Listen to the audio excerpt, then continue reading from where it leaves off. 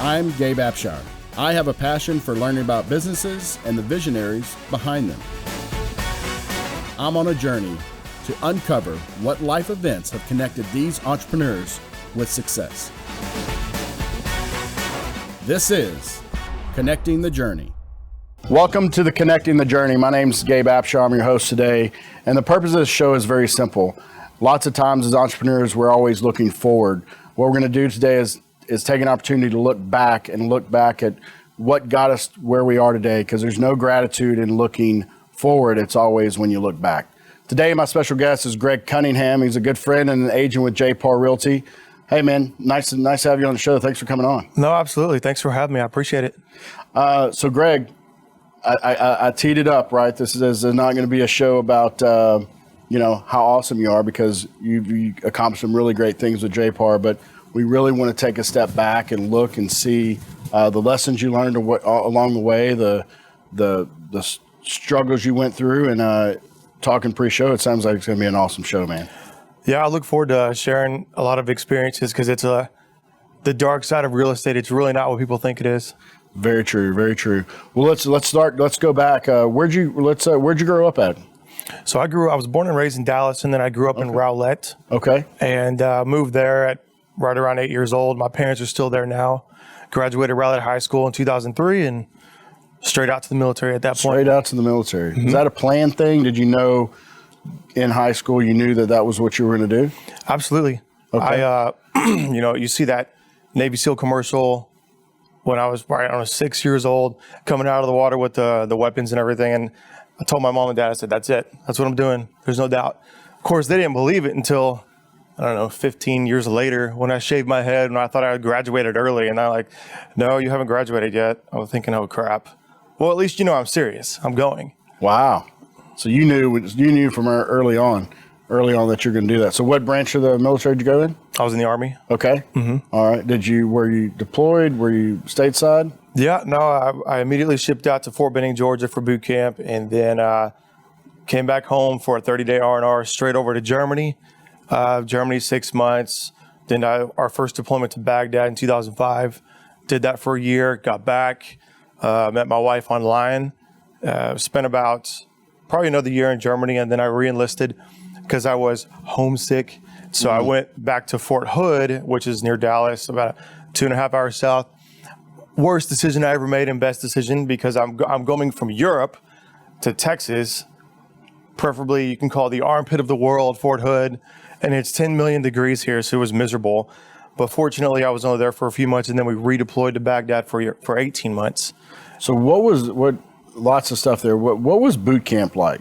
I mean, you had this, you're 6 years old, you're going to be a Navy SEAL. Were you prepared? No. Honestly. No, I was not. It's like anything in life, you peel the onion layers back and you see what you're about to get hit with, and it's a whole nother world. I was not ready mentally, physically, but they ended up just beating it into you. Yeah. So it was a great decision. One of the best decisions I've ever made was joining the military. And so this isn't Bud, so you can't ring out. So you were in it, like you couldn't leave boot camp, like you couldn't say that I quit. So you had to stick it out. Yeah, and I just thought to myself, I mean, anybody that knew me or knew of me knew I was going to be in the military. So if I were to just chicken out and leave and try and escape, that would haunt me for the rest of my life. You knew you weren't coming back to Rowlett. Right. Out. So deployed for a while. What's the takeaway from there? What was that like? I mean, I asked if you were ready for boot camp. Were you ready to deploy to Afghanistan? Was I ready to deploy? Not even close. I mean, I was barely ready for boot camp, and then the moment I arrived on base in Germany, like, oh, you're going to Iraq in 6 months, and I froze in my boots. I couldn't even breathe. I was like, holy crap, this is real. I'm like, don't look at us like that. You signed up for it. This is real. Now get to work. Let's go. Training kicked in. Oh yeah, it kicked in good. Yeah. So I just had to stick it out and run with it. Any hairy situations in Baghdad? Plenty. Yeah, I mean, not so much the first tour, but when I was with the boys at Fort Hood and 1-8 Cav, we went back and we were in Zadar City.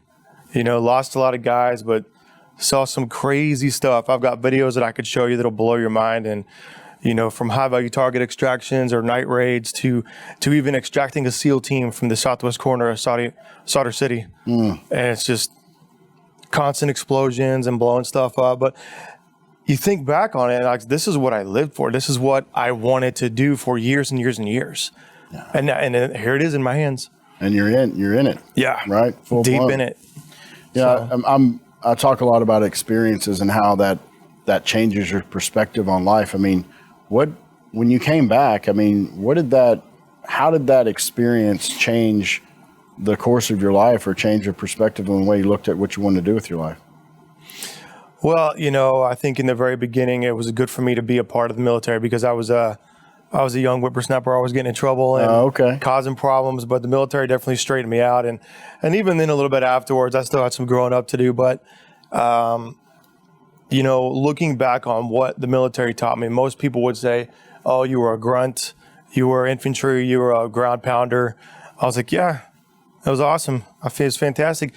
But they'll also say, I mean, what can you learn from that? How can you apply that to the real world? And I could speak on that for hours because you certainly can. You're forced to make decisions. You're forced to move forward on something, whether you're going to fail or not. So you got to commit to it. You got to commit. Yeah. It teaches you leadership. It teaches you how to not be afraid to fail, how failing is a good thing. Failure is a great thing. It just depends on how you look at it. It's like, well, now I know what not to do, or I'm going to hang my head low and cry about it. The way I look at it is if you fail on something, all right, it sucks, brush yourself off, keep going, make a note, remember what not to do. Don't do that again. Yeah. Because if you fail on something twice, it's like, hey, now that's on you. Right. Don't be an idiot. So you came back, had this great perspective. Surely you must have known exactly what you want to do when you got out of the military, right? No, not even. Thank God for my wife. She was very business-minded. And I said, well, I'm just going to go and be a police officer or be a security guard or something. And she was like, that's great. We have lots of friends that are police officers and blah, blah, blah. But no. Yeah, why don't you go talk to them? Yeah. And she was like, well, I think she wanted me to be in business somehow. She's like, I know the way your brain works and you're going to do very well somewhere. We just got to figure out where it's going to be. That's awesome. That she was there to help guide you. Because I mean, it had to be a culture shock coming back. It was great that you had somebody there to kind of keep you grounded. Mm-hmm. So did you have a plan, or what was the first step after getting out of the military? I had no plan at all. I got out of the military and moved to Amsterdam where she was. Okay. Because it was either Dallas or Amsterdam. So I'm thinking, well, easy choice. Easy choice. I mean, I'm 24 years old. Amsterdam's it. What was she doing in Amsterdam? She was working. Okay. She'd already graduated college in Berlin, Germany. So she was in Amsterdam working. And I'm thinking, I'm definitely going there. There's no doubt. So did that for a while, moved back. We got married in 2010. And then I didn't know what I was supposed to do. So kind of hopped around jobs, worked at Dr. Pepper, Glazer's Distributors. Somebody said I'd be great in sales. So I was like, okay, well, what kind? Financial sales. So I worked with Morgan Stanley Smith Barney for a while. I did not like that whatsoever. It could be a very prosperous career, but not a fit for me. And then one afternoon by the pool, I met a buddy, and we're just hanging out, having beers, and he talked to me about real estate. I thought it was a joke. I committed to getting my license, and it just kind of blew up in my face. Wow. Mm-hmm. Liquor rep, financial salesperson into real estate. That's right. You still friends with that buddy now? I am. Yeah. Nice. We're still good friends. Awesome. So, you had the conversation with him, he talked you into it, but what was it about real estate that made you want to jump off that cliff and go get your license? The money. Most people won't say it, but I wanted to be rich. Sure. I wanted to make serious cash. And I realized that he took me to this event to where all the guys and gals there were all good looking. They're all dressed up and they all had fancy cars. And I'm thinking, they're like in their 20s. How the hell are they driving this car? Makes no sense. You buy the ticket for $99 and you go to a conference and everybody's there. Was it one of those kind of events? It was what they call $1 million mixer. Okay. They brought in some celebrities, and I got a good taste of it. I was like, Nice. wow, well, if they can do it, I can do it. And I can live the lifestyle I want at the same time while making that kind of money. If I'm chained behind a desk at Morgan Stanley, it's not going to work for me. No. You know, even my wife would say, you can't do that to him. I've got to be moving and shaking 24/7. That's just how my brain works. So you drank the Kool-Aid. You were in. Yeah, I got drunk off that Kool-Aid. And I enjoyed it, and I've been drinking that Kool-Aid ever since. Awesome. But I'm guessing you drank the Kool-Aid, sold, you got your real estate license. I'm sure it wasn't sunshines and rainbows all along the way. No, it was not. What was your first year like? What was your first year in real estate? What was it? What year was that? 2014. 2014. So what was that? What was that first year like? Seeing coming from that $1 million mixer and jumping in and actually doing it. It was extremely difficult. I realized this is going to be one of the hardest things I've ever done. And I had no guidance. I had guidance from my broker, which was super helpful. But outside of that, I didn't have any mentors or coaching or any of that stuff. I feel like I just kind of had to figure it out on my own. And it was bloody hard because I'm sure we'll get to it. But in order to be a high performance person, you have to slowly graduate there. It does not happen overnight. Sure. You see the 1 year rookie wonders that are on stage at the awards. Okay, we'll see if they're on stage next year. Yeah, I'm going to be on stage every year. We'll see if you're on stage next year. Yeah, I can imagine I've been to those millionaire mixers, and it's funny. I mean, you can see through some of it, but going from there, getting your license, and then just being thrown into the real world. I mean, look, I got mad respect for real estate agents, because I think it's probably one of the purest forms of entrepreneurship, because you have to sell yourself. You have to wear so many different hats, and they don't always tell you that when they're recruiting you. No, they don't. And it's a tough gig. So, tell me about that first year. I mean, it was bloody tough, but what'd you realize during that first year? Because you've been very successful over the past 5 years, but what was the turning point in that year that you knew that you had to make some changes? You know, the first year, I think the biggest turning point was letting go of my corporate job, because I was doing both. Oh, you were a halfer. I was 1 foot in, 1 foot out. All right. So this is what I hold told. on. You didn't jump off the deep end? This is what I told JP, and I was like, look, he's like, you need to quit. I was like, well, why? I mean, I don't sleep. I work all the time. In fact, I'm probably going to get fired from this job because I'm working real estate at the job. I don't care. And he's like, you need to quit. When you can let go of the financial safety net and take that leap of faith, burn the boats, you'll blow up. Yep. And he was so right. And when I quit, it just, it was in December of that first year. And then I had two of the biggest sales ever. It was like $2 $500,000 sales that just blew up my bank account, more money than I had ever seen. So it was great. And it happened within a few weeks after quitting. I don't know how, but JP can certainly see things, and he can see through that kind of stuff. And he was like, don't worry about it. You'll be just fine. So that was hard. That was very hard, letting go of that financial safety net. It takes confidence, right? I mean, but you got to commit before you have the confidence. You commit to it, then you got to figure out how to do it. I mean, there's so many stories of people just like, I'm going to do it, right? And I'm going to learn along the way, right? Commit to it. You gain knowledge along the way, and you have the courage to continue to do that, man. So that's very true. I mean, I agree with him. I mean, you got to burn the boats and jump both feet in, because if not, you're just going to be serving two masters. Yep, that's true. So first year, tough. Burn the bridge. How long did it take you to do that? How long did it take you to quit your other job? 11 months. 11 months. All right. So first year, kind of halfway in. Second year, you're jumping in with 2 feet. Who do you think had the biggest impact on you during that second year? You mentioned you didn't have mentors early on, but I know that if you're with JPAR, that you definitely had lots of mentors to help you along the way. JP probably had the biggest impact, because I still had a lot of maturing to do. I had a mouth on me.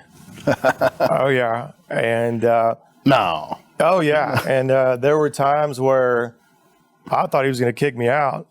like I said, I mean, I still had a ways to go, but that's when the dark side of real estate really hit me. Like, this is freaking hard. I had trouble managing my money. I wasn't paying my taxes.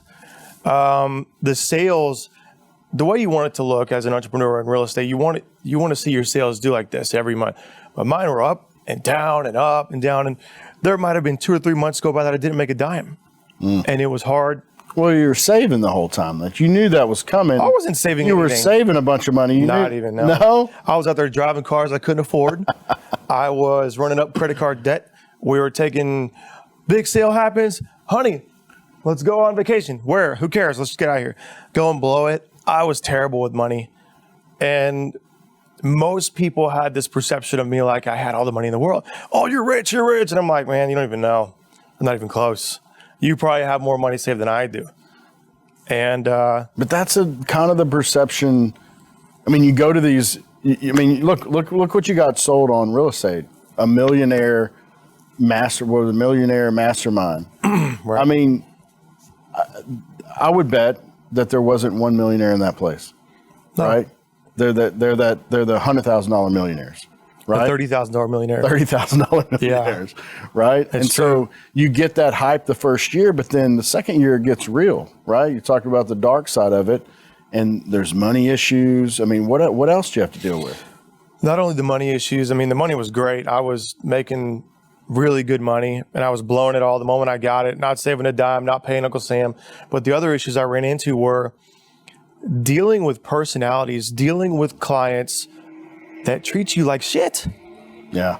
And it's like, normally I would say, I don't got to deal with this, but you know what? I did have to deal with it because I needed the money. I needed to get paid. Yeah. And you can't back talk them. You can't mouth off on them. And I lost a few clients because I got mouthy with them the same way they got mouthy with me. And I look back and I'm like, I look back now, I'm thinking, I'm really happy I'm not working with that person anymore. But God, there were some clients out there, multiple repeat clients, investor clients that just didn't give a care in the world. They'll talk to you however they want to talk to you. They'll call you whenever they want. And they'll expect you to call them back. Yeah. You have to learn to deal with all that stuff. And then the other problem would be all those emotions would bottle up in me, and then I would take it home. Sure. You know how they're like, hey, leave it in the workplace. It's tough to do that in that line of work, right? Because you're expected to be on 24/7. Yeah. You can't not answer the phone at 9 o'clock. No. And you can't tell him, why didn't you answer your phone? I'm sorry, because I was having dinner with my wife, right? You can't do that in your second year. You can't do that. Yeah. And I still didn't have any coaching at that time. And I knew I had a long way to go. And it got so bad that it was affecting my marriage at home. I couldn't manage my money or pay my taxes. I was super deep in debt. I think over 150 grand of tax debt at one point. Oh, wow. Yeah. It was terrible. The relationships I had with my clients were, like thin ice all the time. I feel like I had to walk on eggshells, constantly stressed out. I ended up enrolling in therapy. Oh, wow. Yeah. I went to therapy for 18 months. And what was that for? I mean, what, and again, we need to stop, and I want to dig deep into that, right? I mean, that's a big decision, right? What factored into that? I mean, who helped you? When did you know that, look, man, this is not going to work. This is not sustainable. This is not scalable. I need to get some help. What event triggered that? Man, I think it was, the heavy drinking, the problems at home with Kate, because we had a great marriage. We still have a great marriage. We've been married 10 years. Sounds like that. I haven't met her, but you always talk super highly of her. Had issues. And sorry to cut you off, but she has to be awesome to put up with you. She's incredible. Yeah. She's my rock. She's the one that's kept me guided the entire time, kept me guided and grounded.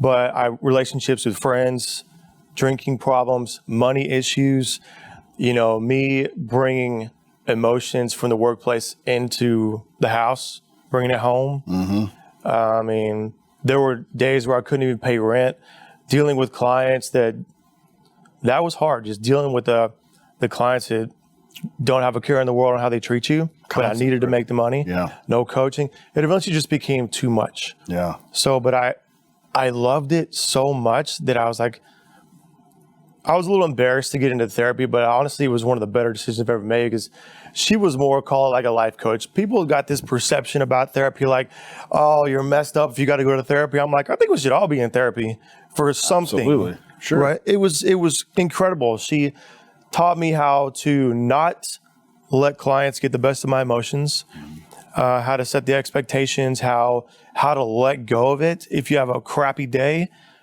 get in the car, you pull into the house, into the garage. What do? What's always on us? Our phone, right? That's great. But I pull into the garage now. I leave the phone in the car till my daughter goes to sleep. Nice. If you blow me up and I don't answer, sorry.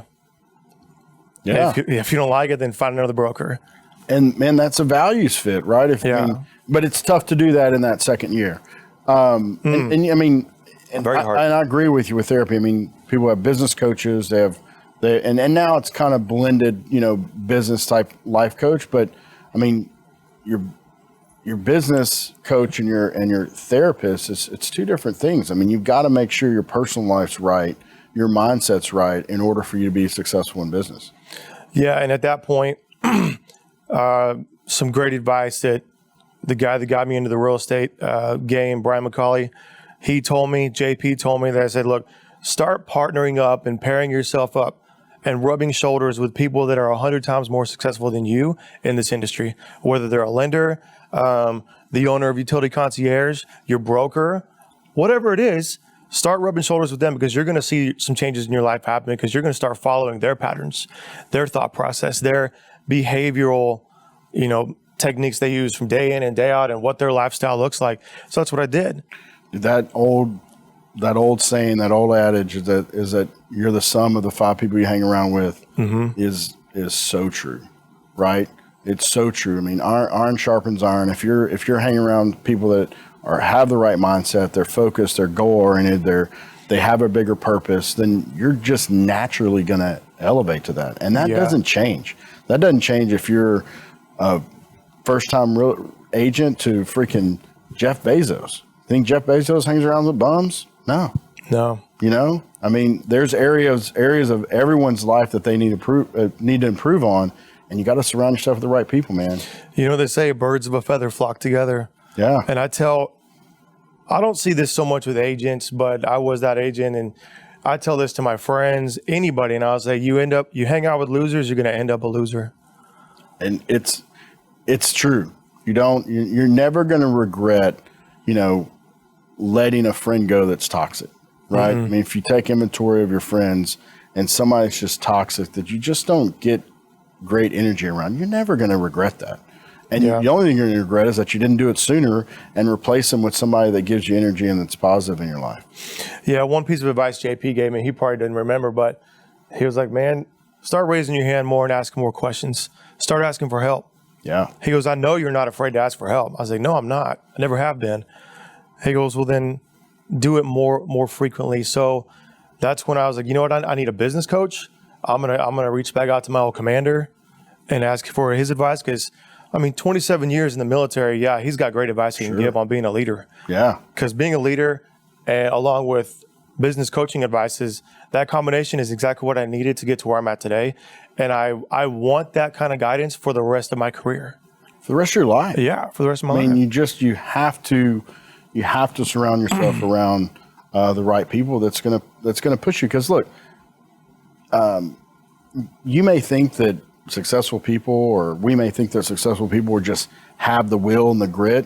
Yeah, they have a certain amount of it, but it's the people that they have in their life. It's the coaches. It's the people that they have helping them that makes them special, right? I mean, it takes, JP said that, ask more questions. That's a hard thing to do.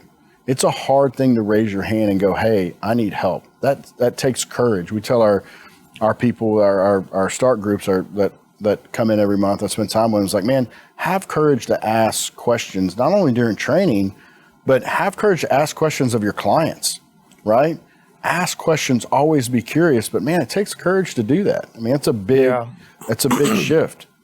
I think by asking questions, these milestones started hitting. The first one was, you can't be afraid to fail. And they're like, you failed enough. Come on. You've been to jail. You had public intoxication tickets, because I told you I was a wild kid. You have no idea, and I'm not afraid to admit it. But they always say, here's the best part about failure. When you fail and you hit rock bottom is a great foundation on which to build and which to grow. If it can't get any worse than this, no kidding, then okay, let's go. And as long as you can look back and say, oh, well, that sucks, but now I know what not to do. Let's keep going. Because the more you fail, the closer you get on the pathway to success, to getting to where you want to go. And I think that's a big struggle point with a lot of agents, is they're afraid of failure. Yeah. They're going to make a decision on, should I buy Zillow leads? It's a lot of money. Oh my gosh, can I afford this? Just do it. Just do it. Are you going to get the listing if your listing pitch sucks? Well, you're never going to know. Just get in there and do it. All right, but then gather some feedback if it doesn't work. And if you don't get the deal, if you don't get the listing, go back and sit with that person, and honestly ask the question, like, what could I have done better? Where did I miss? Right? And what are you going to get? You're going to get a no. You already had a no, right? You're going to get maybe I should give this guy a second chance, and you may end up getting the deal, right? You may end up getting the deal. I mean, because people don't do that. People don't, because it's scary. It's tough to go back and ask for that honest feedback, but that's how we all grow, you know? So I'm guessing that sometime during the therapy and the coaching, what was the thing that made you shift from, okay, look, I'm going to be a single agent, to I'm going to blow this thing up, and I'm going to have a team. I'm going to surround myself with amazing people? Man, that's a great question, and it's one that I'm very happy to answer. Me, I wasn't making the money that I wanted in the beginning, so I thought, like every agent thinks, that getting a team together, I'm gonna blow up and be rich. Hell no. You must be outside your mind to think that, all of you. You're starting a full-blown business. Seriously. Overhead. I was hiring, okay, you're hot, you're cool, you're my boy, you're a good-looking person. Let's go, let's have a party. And party is all we did. Now, I had no value to provide them in the beginning. We had no CRM and no administrative assistant. We had nothing. I was taking 10% splits. In fact, I lost money that year. My income went down, which I had to explain to the mortgage lender when we bought a house. Like, what is that all about? I was like, I'm sure you said, I started a team. He was like, okay, cool, I get it. Yeah. And then, running a team is hard. It's really hard because they're on board because they see value in you. They want for you to give that value back to them and to teach them how to get to where they want to go. But is that the real reason why I hired you to be on my team? You know, most agents believe that, okay, I'm going to get a whole bunch of buyer's agents. Have you mastered lead generation? Do you even know how to bring in enough leads for them? Or are you just going to go and buy them? Which I think is ridiculous. Because end of the day, you may have a top team on stage. Show me your 1099, I'll show you mine. Yeah. Because when we look at payroll and splits and taxes and all that stuff, more than likely, your team of 8 agents, your 1099 is a lot less than mine. Because you're giving them so much money. Well, but it's also just a culture thing. Like, what does our culture celebrate? Like business culture, what do they celebrate? They celebrate revenue. Mm-hmm. They celebrate top line. People don't talk about profit. They don't talk about bottom line. I mean, look at all the awards. It's all about revenue.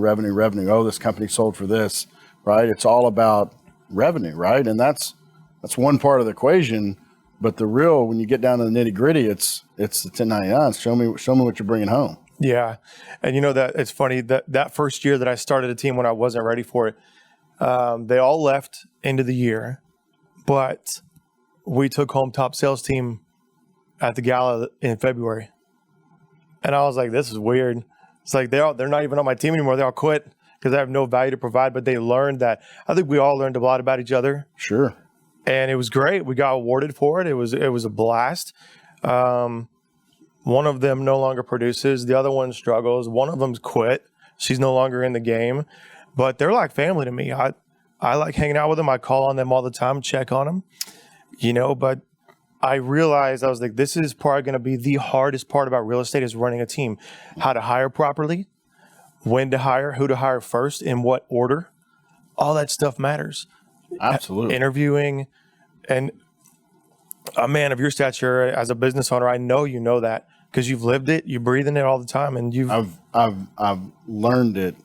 I mean, I've learned it. I mean, I'm thankful enough to have a great team around me. The first order of business was, Gabe, you're no longer allowed to interview people and hire people.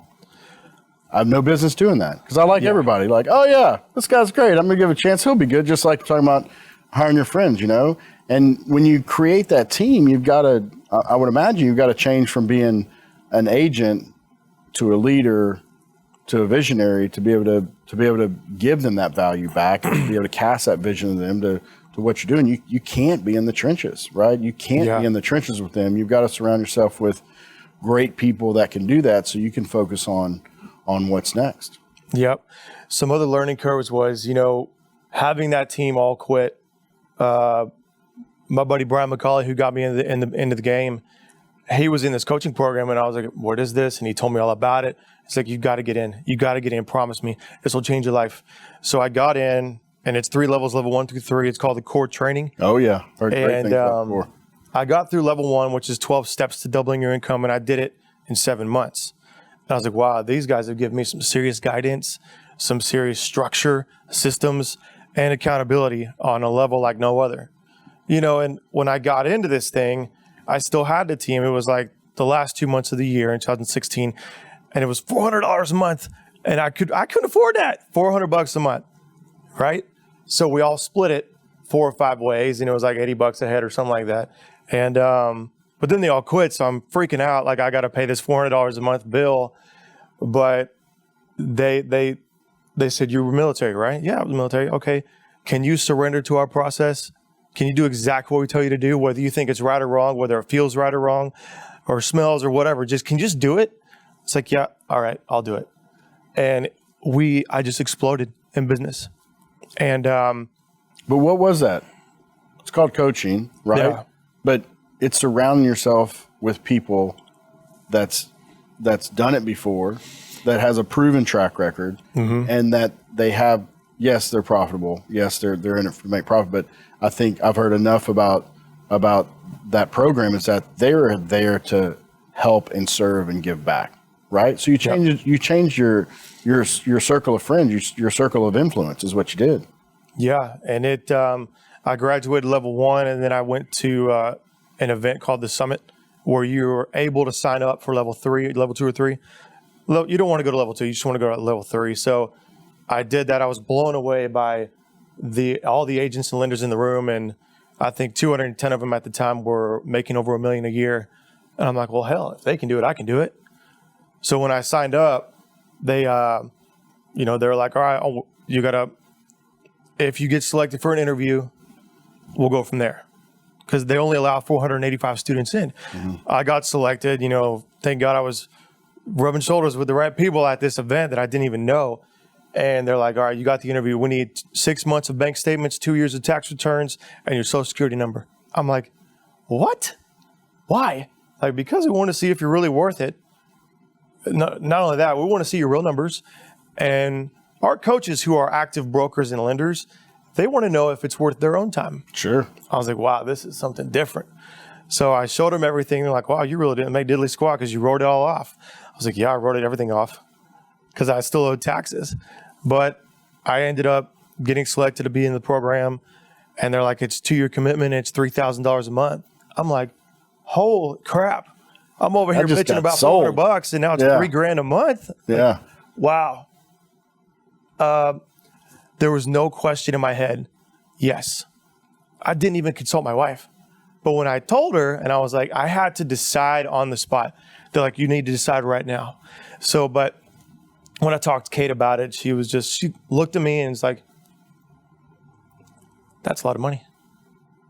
Good job. I trust you. You can do it.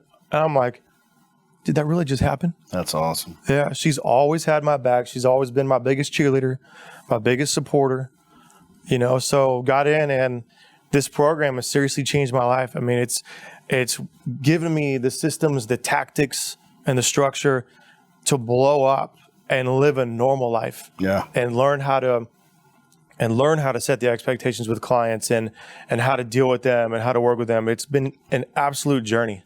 And think about that. This is what I like. This is what I really enjoyed about the show is that. So think about that. You go to the core deal. You're paying $400 a month.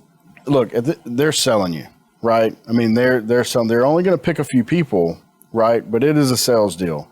But if you were at that event and you weren't interacting with people, you didn't have the courage to ask questions, you weren't putting yourself out there, they probably wouldn't have picked you because it sounds like your numbers weren't worthy of picking, right? They were not. It sounds like they'd have been out, but somebody you met, somebody that you influenced or that you had a connection with was on that team. And if you look about it, that's why you were selected, man, because of your personality, because of you getting out there and meeting people and telling your story and talking. I mean, they saw something in you because, like I said, it wasn't in the numbers, but it was something in you. And you wouldn't, if you would have been in the corner, you know, hanging out with the people that you came with or hanging out with the people that you knew and didn't put yourself out there, maybe you wouldn't have got selected. Yeah, I believe that. I do, because I remember some of these guys that are coaches across the nation. You know, I talk to them all the time. Yeah. You know, and that was hands down the best decision I had made business-wise since I got my license, was joining that program. And agents are like, oh, my God, how are you so busy? How many agents do you have on your team? 0. Like, are you kidding? You must work all the time. No, I don't. 9 to 5. Yeah. And then I hang it up. And my clients don't bother me. Yeah, because they just process. Yeah, that's what they said. Look, can you surrender to our process? You're just following the process. And I'm sure you went to the coaching and you're like, man, this dude's killing it. Like, if this guy's killing it, I'm in, you know? Yeah. I know I can do it because I know I've got the grit and the willpower to get it done. So, yeah, I mean, it's an interesting, if you look back, I mean, just, you know, it started with the advice that JP gave you. Raise your hand more, right? Mm-hmm. If you didn't raise your hand to go to start therapy, to start coaching, maybe you wouldn't have been here where you are today, you know? Yeah. Or would have been a lot rougher journey, and you'd still be kind of in that dark side of real estate, as you say. Yeah. But, you know, I talked to some coaches at one point, and yeah, my income level it skyrocketed. It went way up. But at the same time, you know, you find yourself just not happy. And I hit up Patrick, he's bringing in like 1.8 million a year. He's got a good sized team, and he was like, "Oh yeah, you make X amount of dollars this month, you're happy. Then your income just keeps going up, but then you find yourself not happy." He goes, "Stop right there. You just got to enjoy the moment.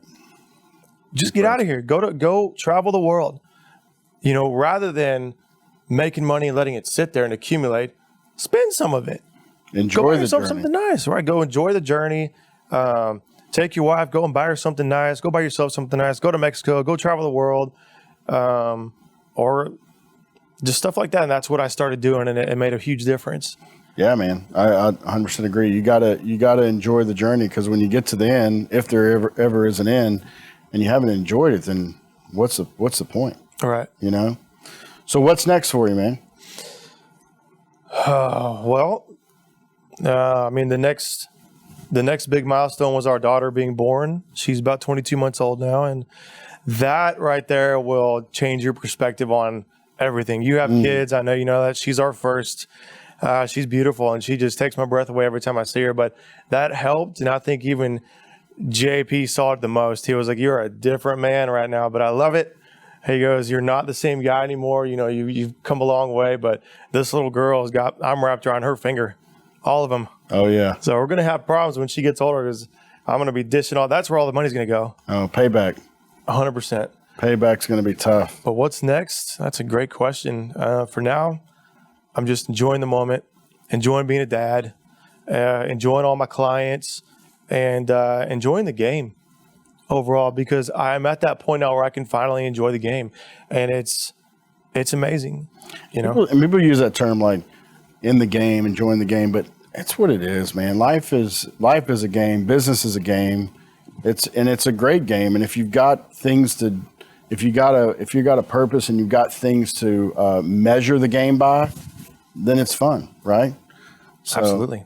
Well, cool, man. I appreciate you spending time with us today. It's been enjoyable. It's really fun for me, selfishly, to just dig in and see the journey of other people and the lessons that they learn. Man, it sounds like you've had a good run, and there's a bright future ahead. Yeah, we've had a good run, and I'm just happy that I failed as much as I did. Otherwise, I wouldn't be nowhere near where I'm at now. And I tell agents that all the time: just fail your way to success, and don't let your pride and your ego get the best of you. I said it. I walked across the stage in February because I took home Agent of the Year, which was a great honor. And I told, out of how many agents?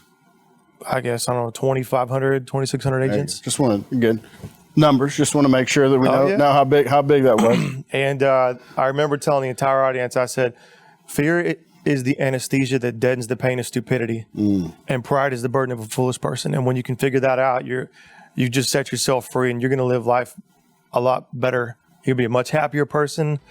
You're not going to let things get to you as much as they used to, and your clients will see it. Your family will see it, and you just overall, it's better. Awesome, man. Well, thanks for the time. I appreciate it. Absolutely. Thanks for joining us on Connecting the Journey. I hope that you can take some time to really look back at your past, look at those things that's changed your life, so you can move forward with gratitude. Until next time.